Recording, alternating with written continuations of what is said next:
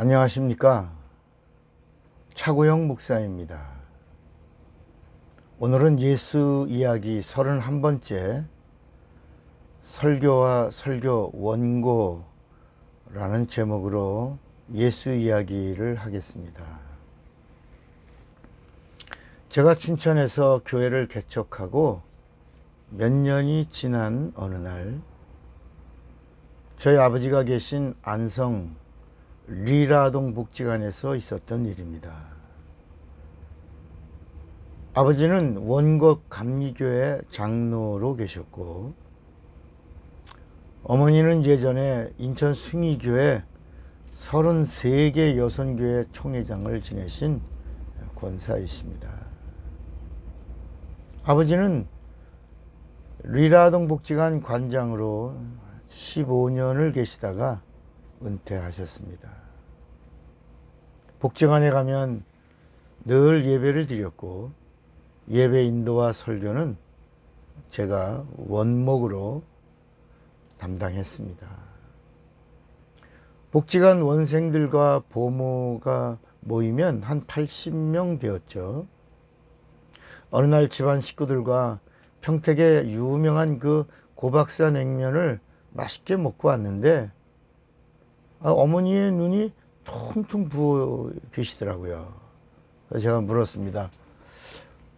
어머니 무슨 일이세요? 그랬더니 제 어머니가 손수건으로 흐르는 눈물을 닦으시면서 나 오늘 정말 큰 은혜 받았다 그러시면서 또 눈물을 이렇게 닦으시더라고요. 이유인즉 TV 드라마를 보시다가 당시 연기자인 문호장 씨 설교에 큰 은혜를 받으셨다는 것입니다.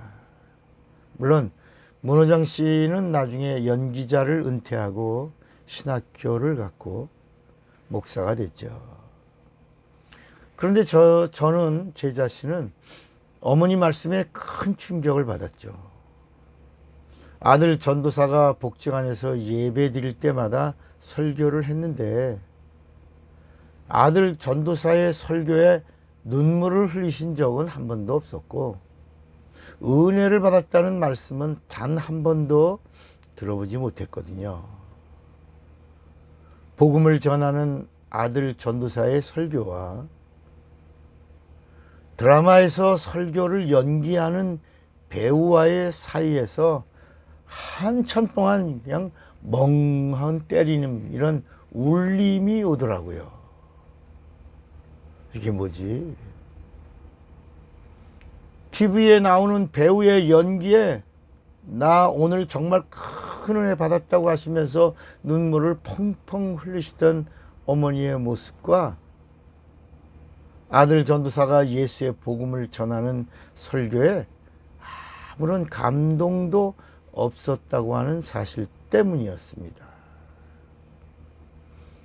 진짜 목회를 하는 목회자의 설교가 드라마에서 연기하는 연기자의 설교만도 못하다고 하는 사실 때문에 고민이 깊어져 갔습니다. 평택에서 춘천으로 올라오는 차 안에서 만감이 교차하더라고요. 그래서 그 깊은 고민은 기도로 바뀌었습니다. 저는 제 차 안에서 기도 많이 하거든요. 기도하다 보니까 어느새 제 눈에서 눈물이 쏟아지더라고요. 춘천으로 와서 제가 하는 설교를 다시 재조명하는 시간을 가졌습니다. 저희 어머니 때문이었습니다. 먼저 교회 주보를 바꿨습니다. 그때 우리 교회 주보가 4페이지였거든요. 그런데 24페이지 주보로 바뀌었습니다.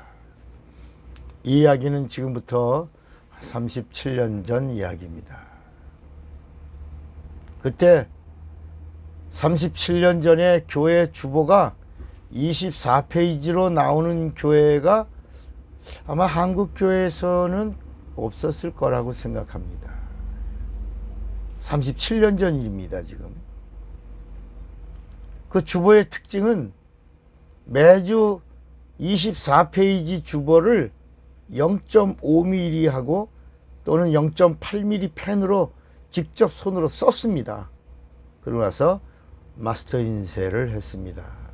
그리고 그 주보 안에 4페이지에 걸쳐서 오늘의 설교라고 하는 설교 원문, 전문을 다 실었습니다. 그러니까 설교 원고를 주보에다가 실어버린 겁니다. 오늘의 설교, 이렇게, 이런 제목으로.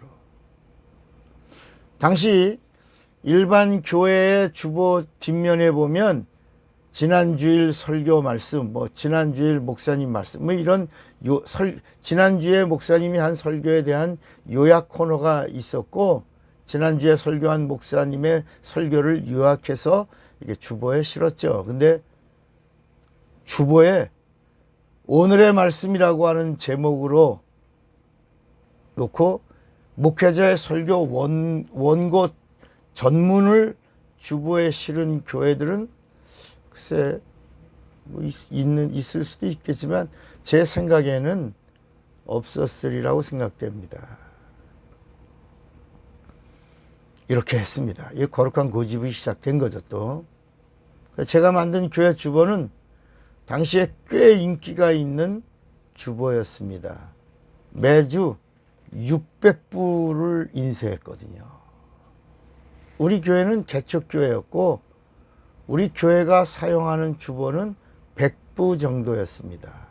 그리고 500부는 매 주일 우편으로 전국에 발송됐습니다. 그때 그 당시 우리 교인들이 한 80명 정도였는데 주보는 500명의 독자를 향해서 찾아갑니다.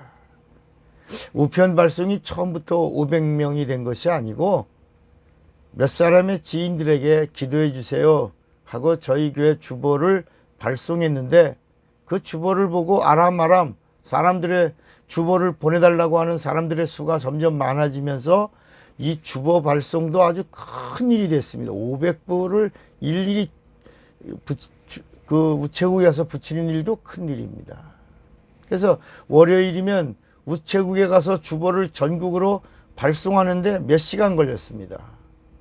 주보를 발송하다가 관심을 가지고 지켜보던 그 효자동 우체국장과 대화를 하게 되었고 자연스럽게 그 우체국장에게 복음을 전하게 되었고 우체국장 내가 교회에 출석하게 된 것이 지역 기관장들이 우리 교회에 출석하는 계기가 되었죠.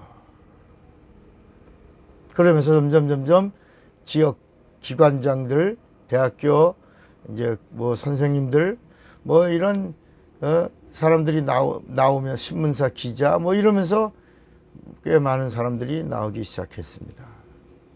지금 생각하면 하나님이 계획하고 계신 하나님이 계획하시고 하나님의 일을 시작하셨다라고 하는 것을 알겠더라고요. 이 매주일마다 나오는 이 주보는 주보를 받아보시는 독자들이 낸 헌금으로 인쇄했습니다. 그리고 우편으로 발송했습니다. 그래서 그 매주 주보의 그 끝부분에는 오늘 이 주보는 서울 아무개 교회 아무개 권사님이 헌금해 주셔서 인쇄했습니다. 이렇게 문구를 적었습니다. 이렇게 매주 24페이지 주보를 5년 가까이 직접 썼고 우편 발송을 했지요. 그래서 이 24페이지 주보는 매주 시간이 지나면서 책이 되었습니다. 제가 이런 주보를 쓰게 된 것은 거룩한 고집 때문입니다. 주보가 토요일 저녁에 인쇄되어 나오면 저는 그때부터 강단에 올라가서 기도하면서 내일 예배 때 제가 할 설교 원고를 외웠습니다. 읽고 또 읽고 읽고 또 읽고 읽고 또 읽고 소리내서 읽고 또 읽고 읽었습니다. 그리고 기도했습니다. 그러다 보면 주일 새벽이 찾아옵니다.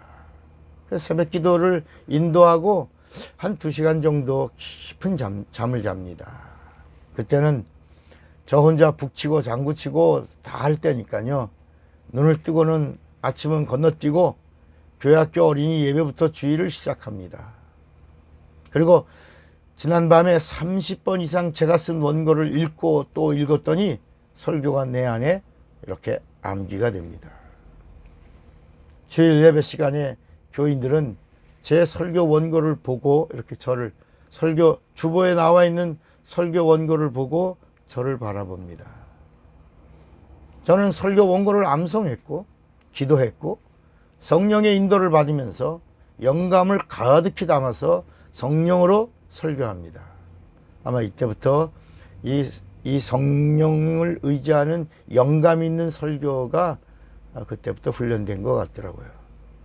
교인들은 설교 원고를 다 외우고 영감 있게 설교하는 목회자의 모습에 큰 감동과 은혜를 받는 것 같더라고요. 처음에는 하던 교인들이 나중에는 하더니 아멘 하고 은혜를 받기 시작합니다. 이렇게 한 명도 없던 생교회 개척교회가 1년 만에 120명으로 성장했습니다. 이렇게 5년 동안 토요일은 인쇄된 원고를 외우면서 강단에서 기도했고 예배 시간에는 설교를 암송하며 성령으로 설교했습니다.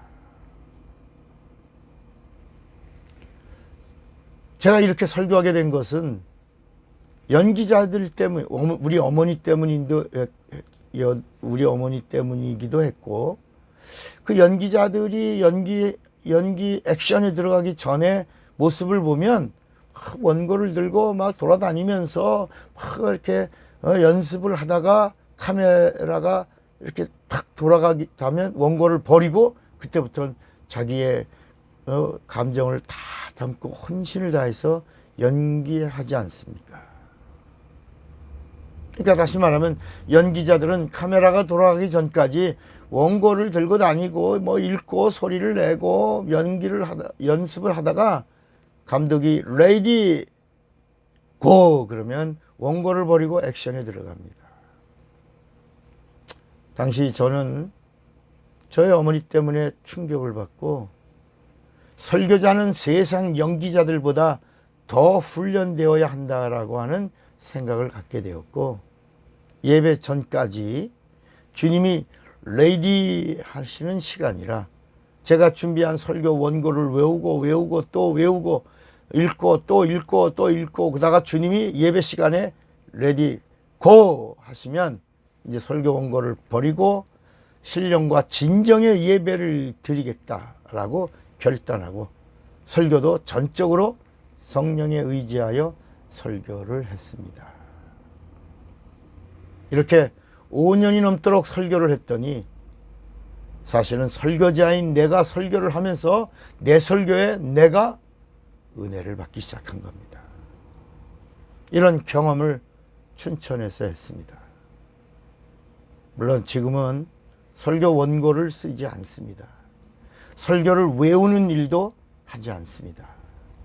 주보에 실려있는 오늘의 말씀은 같지만 오늘의 말씀에는 오늘 제가 전할 설교 요약, 다시 말하면 영적인 그림을 그려서 요약해 놓고 그리고 교인들과 함께 읽고 그리고 원고 없는 설교를 교인들에게 성령으로 합니다. 설교 원고를 버리게 된 계기도 있었습니다. 제가 이제 춘천에 있다가 이제 시골 교회로 부임을 했습니다. 그리고 얼마 안 지나지 않은 어느 날이었습니다. 새벽 기도를 인도하고 강단에 엎드려서 기도하는데 제 마음에 이런 감동이 왔습니다. 차 목사야, 너는 너의 아버지를 소개할 때 쪽지에 적어서 아버지를 소개하냐? 뭐 제게 들려온 제 마음의 소리입니다. 설교 시간은 나를 구원하신 예수를 증거하는 것인데 나를 구원하신 구주를 메모하고 원고 쓰고 노트하고 그리고 읽냐? 예수를 자랑하는데 노트에 적어서 예수를 소개하냐? 이것이 옳은 것인가 라고 하는 이런 생각이 깊이 들었습니다. 정말 이 부분에 대해서 기도를 많이 했습니다. 그리고 어느 날 큰 감동이 왔기 때문에 그날로 설교 원고를 다 버렸습니다. 신학생 때 신학교에서 제 별명이 성경 박사였습니다. 물론 성경을 뭐 한 40도 가까이 하고 신학교 갔지요. 그리고 또 그다음부터도 계속 성경을 읽었고 뭐 100독을 넘게 됐고 성경은 많이 읽었죠. 그리고 제 목회 현장에서 죽은 자가 살아났어요. 안진뱅이가 일어났습니다. 그러면서 막 성경이 열리고 연결되고 조립되는 경험을 한 후로는 설교 원고를 쓰지 않고 예수만 자랑하는 자가 됐습니다. 제 설교에는 예수 얘기만 나옵니다. 내가 만난 예수, 내게 찾아오신 예수, 내 안에 계신 예수, 나와 함께 하시는 예수. 저는 6년을 원고 설교하고 지금 이제 37년 이후 계속 지금까지 37년 동안 원고 없는 설교자가 되었습니다. 로고스 성경대학에서 목회자반 성경 공부를 27년 동안 진행하면서도 원고 없는 강의를 합니다. 물론 그림은 그립니다. 메모. 그림은 그리지만 원고가 없습니다. 그리고 기도합니다. 그리고 성령을 의지합니다. 성경은 이미 수백 독을 했으니까 성령의 영감을 따르면 됩니다. 강의가 끝나고 제가 강의한 강의를 다시 듣습니다. 그리고 그 강의를 들으면서 이번에는 제가 은혜를 받습니다. 이렇게 27년을 진행했습니다. 부흥회도 35년 동안 천여 교회 부흥회를 인도했습니다. 전라도 광주에 있던 어느 교회 부흥회 갔는데 그 목사님이 제 설교 노트에 뭔가 특별한 것이 있는 줄 알고 그 원고를 날 주세요로 가져가 버렸습니다. 그러나 제가 목사님 거기 아무것도 없어요. 그림 글이 있어요. 그랬어요.